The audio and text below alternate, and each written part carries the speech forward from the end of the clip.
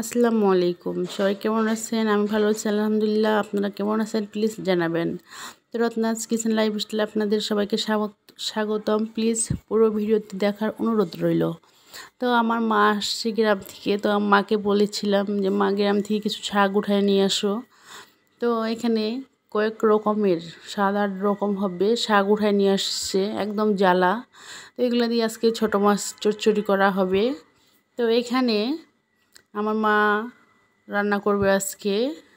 মায়ের হাতে রান্না আমাকে খুব ভালো লাগে। তো মাছ আসছে যেহেতু মায়ের রান্না করছে। তো এখানে পেঁয়াজ দেওয়া হয়ে গেছে, কাঁচামরিচ দেওয়া হয়ে গেছে, জিরা বাটা রসুন বাটা দেওয়া হয়ে গেছে। এখন লবণ দেব আর তেল। তো এগুলো দিয়ে দেখবেন যে কত সুন্দরভাবে মা মশলাগুলোকে মেখে নেবে। আসলে মায়ের হাতের রান্নার তো তুলনা হয় না, অসাধারণ হয়। তো মায়েদের হাতের রান্না যে এত মজা হয়, এই টেকনিকটা আসলে আজও জানতে পারলাম না যে কেন এত সুন্দর হয়, যে চোখ বন্ধ করেও খেয়ে নেওয়া যায়। তো মা নদীর মাছ নিয়ে আসছে, তো দেখতেই পারছেন নদীর মাছ দিয়ে দেওয়া হইলো সুন্দর করে। এখন মা আস্তে আস্তে করে নদীর মাছগুলোকে মেখে নিচ্ছে মশলাটার সঙ্গে। দেখেন কত সুন্দরভাবে আস্তে আস্তে মেখে নিচ্ছে। তো মায়েদের হাতের টেস্ট হবে না কেন? আমরা তো সবসময় তাড়াহুড়ায় থাকি। দেখছেন কত সুন্দরভাবে নিল।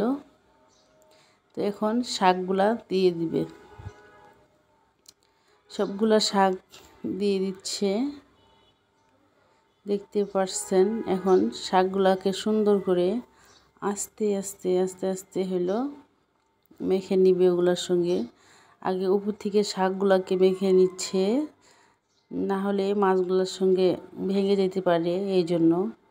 দেখতে পাচ্ছেন শাকগুলো কতটা সুন্দরভাবে আস্তে করে মেখে নিচ্ছে।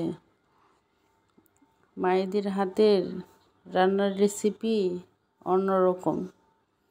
খাইতে যে এত সুন্দর হয়েছে কি বলবো, মানে এত মজার হয়েছিল আপনাদের এখন আমি বুঝাইতে পারবো না, এতটা মধুর। মা কথাটাই মধুর, তো এই জন্য বুঝছেন রান্নাটাও ঠিকছে মধুর। এতটা ভালোবেসে মারা রান্না করে মধুর না হয়ে কি পারে? তো দেখতে পাচ্ছেন কতটা সুন্দর করে মেখে মেখে আস্তে আস্তে মেখে মেখে উল্টে পাল্টে নিচ্ছে, দেখতেই পাচ্ছেন। ধীরে সুস্থে করতে হয় যে কোনো জিনিস, তাড়াহুড়াতে কোনো কিছুই ভালো হয় না। গ্রামের মানুষদের কিন্তু অনেক অনেক ভালো থাকে শহরের থেকে।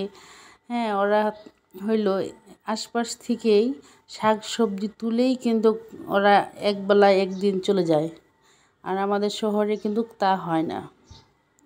তো আমি আজকে সেটাই তুলে ধরার চেষ্টা করেছি। এখানে মাখা হয়ে গেছে, অল্প একটু হইলো পানি দিয়ে দিবে। এখানে মশলাটা রাখা হয়েছিল, ওইটা ধুয়ে দিল। হ্যাঁ, আমি কিন্তু কখনোই মশলা বাটি ধুয়ে দিই না, তো আমার মা ধুয়ে দেয়। তো এখন সামান্য করে পানি দিয়ে দিচ্ছে আর কি, অল্প পরিমাণের পানি। তো এখন রান্নাটা চড়াই দেওয়া হয়ে গেল। এখন দেখি রান্নাটা শেষ পর্যন্ত কি হয়। এই তো দেখতে পাচ্ছেন রান্নাটা কিন্তু প্রায় অনেকটা হয়ে আসছে। এখন ধনিয়া পাতা দেওয়া হচ্ছে। রান্নাটার এত সুন্দর একটা গ্রান্ড আসছে, মনে হচ্ছে যে ভাত না খেয়ে গ্রান্ডেই পেট ভরে যাচ্ছিল, এরকম একটা গ্রান্ড চলে আসছিল। তো আপনারা প্লিজ এভাবে একটু ট্রাই করবেন। একদম জ্বালা শাক দিয়ে কিছু শাক মিশিয়ে নদীর মাছ দিয়ে এভাবে চচ্চড়ি করার চেষ্টা করবেন। অনেক তো আলু পেঁয়াজ দিয়ে চচ্চড়ি খাইলেন, একবার নয় শাক দিয়ে খাইলেন, দেখবেন কেমন লাগে, সত্যি বলছি। তো আস্তে করে একটু নেড়ে দিচ্ছে যাতে মাছগুলো না ভেঙে যায়। এই পিট ওপিট করে নিচ্ছে আস্তে আস্তে করে। রান্নাটা কিন্তু আমার প্রায় হয়ে আসছে, বুঝছেন। তো দেখতে পাচ্ছেন রান্নাটা আস্তে আস্তে নেড়ে দিচ্ছে, একটা মাছও কিন্তু ভেঙে যায়নি, এতটা আস্তে আস্তে নেড়ে দিচ্ছে। তো এখন আরেকটু এটা ঢেকে দিব কিছুক্ষণের জন্য। কিছুক্ষণ ঢেকে দেওয়ার পরে রান্না কিন্তু কমপ্লিট। দেখতে পারছেন একদম কোনো পানি নেই, একদম শুকনা করা হয়ে গেছে, কারণ শাকে পানি রাখলে ভালো হয় না। তো কেমন হইলো ভিডিওটা তো জানাবেন অবশ্যই।